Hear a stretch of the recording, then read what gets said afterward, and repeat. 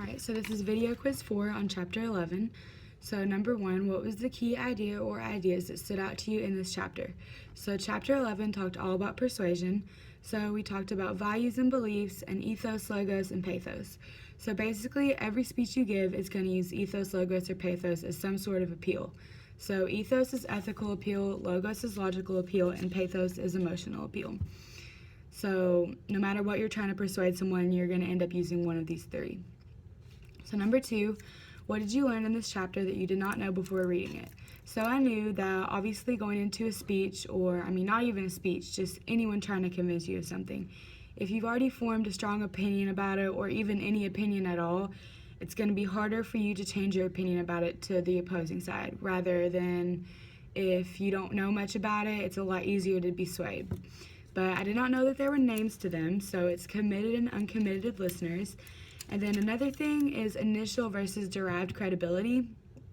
So initial credibility is your appearance and your research and all the things you've done like that. So what people think about you, how credible people think you are before you give your speech.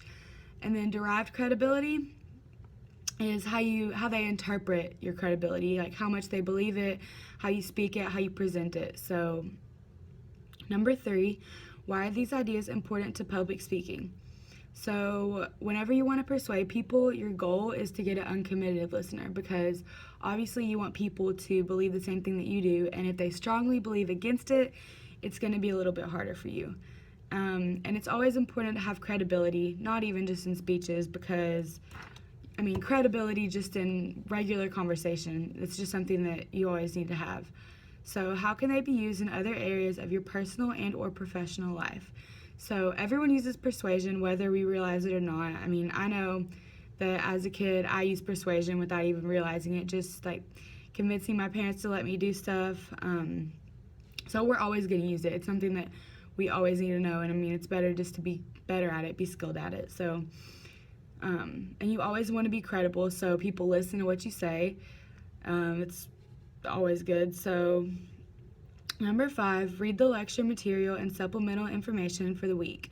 Discuss key ideas and concepts.